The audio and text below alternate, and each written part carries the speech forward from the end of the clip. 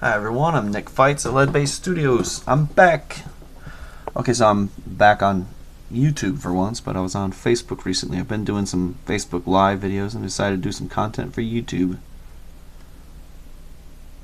Hopefully I'm going to try to build up some subscribers coming up here, because I'm actually working on a comic book. And I've already put out issues 1 and 2. And this is me currently inking 3. So for those that don't know, at Lead-Based Studios, we've published in 2017 the Brine. And we're just starting small. Our business goal was to focus on independent conventions, small little conventions in the Illinois area, and just sort of circulate the Illinois route, get some fan base that way.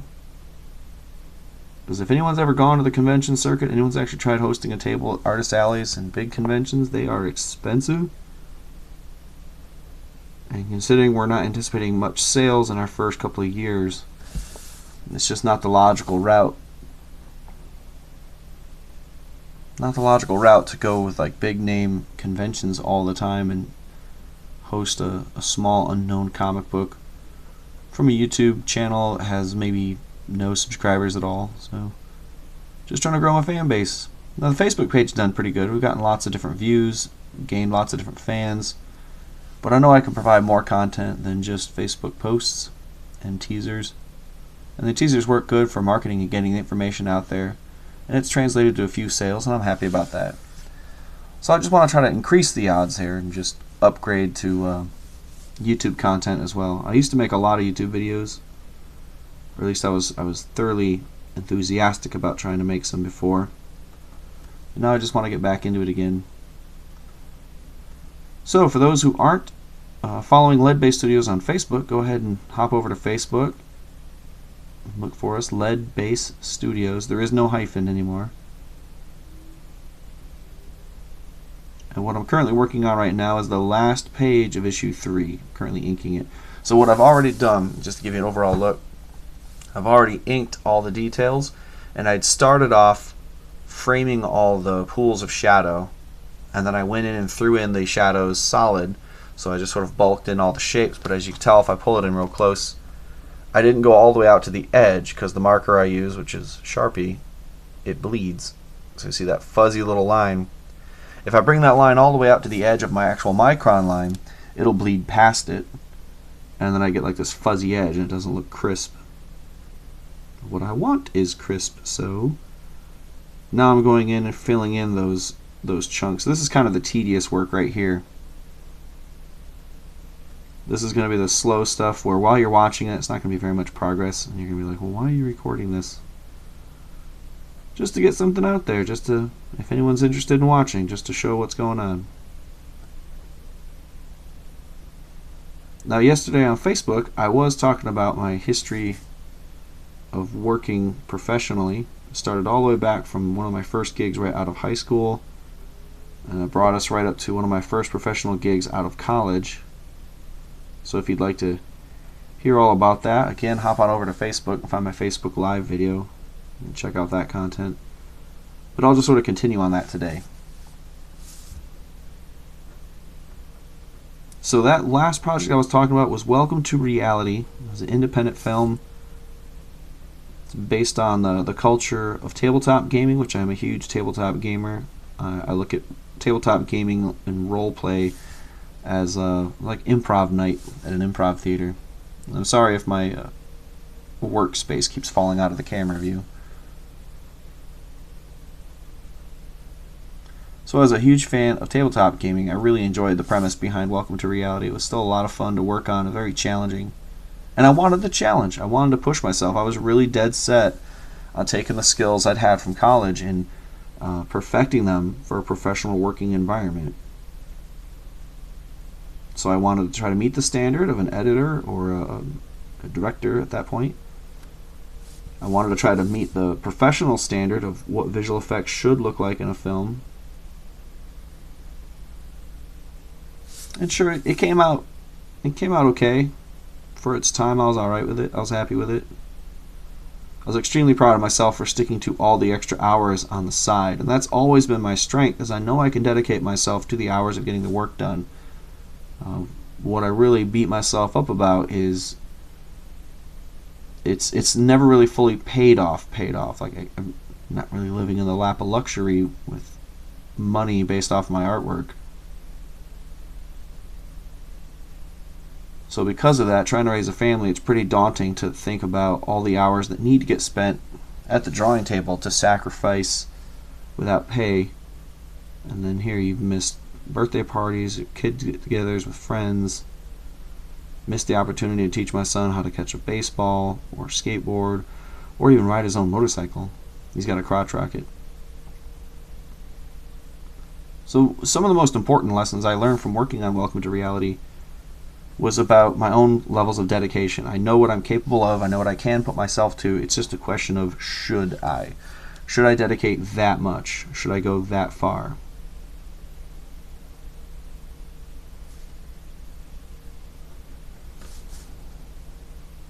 Again, if I keep slipping out of camera view, sorry, I'll just keep bumping it back up there. So after Welcome to Reality, I was kind of burnt out on the CG thing, and I wanted to get back into my hand drawing stuff, and so I focused on just sketching and drawing again, trying to do finished work, getting back to my love of comic books. And every once in a while I would sort of go back to it. I tried making like a fake Batmobile commercial, like you see famous car commercials where they just have a car driving through various environments, and then they come up for like the big splash, what you call like a hero parking job for like a movie. The car kind of skids to a stop at that cool angle, and then they're all like the all-new Nissan Altima or something. So I made like a little fake CGI Batmobile commercial, which I think is some of my early renders might even still be on my YouTube channel. I can't remember if I took them down. Well, that was really just testing myself. It wasn't even for any kind of clientele. So the only professional work that ended up coming about after Welcome to Reality was me taking on small comic art commissions. I worked Sam's Club overnight stocking, and I just kept drawing stuff on the extra cardboard that was going to recycling anyway. So I'd take my Sharpie and I'd draw like a big Batman. And then eventually someone caught wind. They're like, hey, can you draw superheroes? I said, yeah. And this was right around the time after Iron Man had come out with Robert Downey Jr. There was a Hulk movie that was coming out too, and that was pretty popular at the time. So the Marvel Universe, the cinematic universe, had only just started to get launched, and I was only starting to just see the beginning of what's now like Marvel fan base, Marvel cinema fan base, as opposed to Marvel Comics fan base. So this guy was like, can you draw like all the Avengers, like Captain America? And he said he was a huge fan of the Ultimate series. So, okay. So the Ultimate series is at least a comic book series, and I thought, alright, well, he's at least a fan of the comic books. So I drew Thor, a Hulk piece, Captain America piece, and an Iron Man piece for this guy. And I remember feeling so stoked about it. I was so excited. Like, yeah, found a fan. I'm improving my skills. And from like the very first day that I delivered the Iron Man piece, I was like, I got your artwork done. I'm like at work, giving him his artwork. He's like on the forklift, and he's like, okay, checking his phone. Yeah, okay, alright. Not even interested, like not even excited. It's like, okay. So I get him his artwork. He's barely looking away from his phone, just carries it out to his car, kind of puts it in his car on lunch. Like, alright. If there's one thing I really love as an artist, it's being able to actually see people's reactions. When I get them the artwork and when they're impressed by it, yeah, it's a bit of an ego stroke. I kind of enjoy it. I enjoy someone acknowledging the amount of time I spent at the drawing board. Because this comes back to, like I said, I know I could dedicate myself to it, but what's the value of it? Is it the money? Is it personal recognition of knowing exactly how much time you dedicated to it to get it that way? The effort put in to perfect it and make it look as good as it did?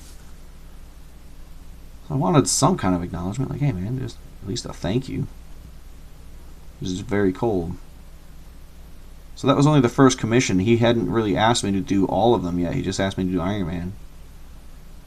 So like a day later back at work, apparently he must have shown it to some friends who were super, super enthusiastic, and only then did he maybe realize what he actually had on his hands. And so he came back to me. He was like, "Hey, the Iron Man, that was pretty cool. Could you do all the Avengers?" And that was what kind of like I was still maybe I shouldn't, because I don't think he's truly a fan.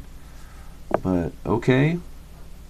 So I agreed to do it, and it's when it started to slough off to like him not really wanting to pay me the full amount. So I just ended up keeping the Thor piece. He ended up with, I believe, Captain America, Hulk, and Iron Man. Later on, I ended up quitting that job. Never really saw him again, so I still have the Thor piece. My son has it hanging up on his wall. After that, though, I was still kind of a bit turned off from the professionality of it. It's just really bad interactions with clients and customers, and you get in the independent market, you don't have anything like going for you. You don't have any prestige of people knowing your name yet. You don't have a big following, so like after that commission, I'm automatically on to 23 more commissions. Really no fan base, just doing it independent as you trying to stretch out and find your stride, find your style. And at the time, I was still heavily influenced as an illustrator, so I could pick up any style. So I wasn't truly drawing Hulk or Iron Man in my style. I was just replicating the movies and the Ultimates. He wanted Iron Man done like the movie style, and he wanted the other characters done like the Ultimate style, which I wasn't too keen or too big of a fan of the Thor version from the Ultimates. So having left a kind of a bad impression for me, I was like, maybe I'll do more commissions, maybe not. But I got the talent. It's just sitting around. It wasn't the best, but it's never going to get better unless I try. So I put myself out there on like a different website called comicartcommissions.com. I'm not even sure if they're still around. I don't even bother going back to there, because if you can get a commission out of there, cool. If you don't stay active after so long, the guy, for the sake of his hard drive space or his server space, just ends up deleting accounts. And I haven't been on there forever, so I'm not mad. I wouldn't be surprised if my account was deleted. It's like, yeah, it was inactive. Go ahead, get rid of it.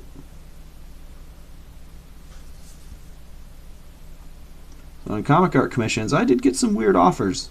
First one right out of the gate was to do practically like a porn comic book that would never see the light of day, but would only just go to this one personal guy's collection. And he wanted some very specific details regarding a famous actress he wanted the female to look like, a specific body build of a type of Olympian, like he wanted swimmer's legs on a bodybuilder's upper body. Just very specific details, and I have no qualms with someone who they understand their kink. Okay, they understand what excites them. All right, I got no qualms with that. I understand. I get it. But then it started getting a little bit weirder though when the kinks were getting very specific, and he was just asking me, like, I had to prove myself to him that I'd be able to draw in a style realistically enough that would make you believe it's this famous actress. So okay. So I would do samples and stuff, and this guy would kick it back. I'd do touch-ups or whatever.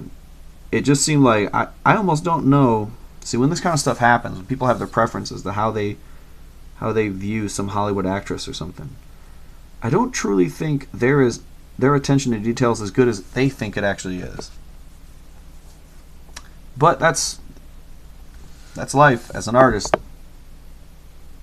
Your attention to detail is going to be different from the person who's paying you. The person who's paying you is saying, like, their hair is going to be more like this, and you're thinking, but that's not what they look like. But okay. So eventually, I just sort of turned it down. I said, I'm not doing it. Nothing against it. Good luck with it. I'm not doing it. The type of career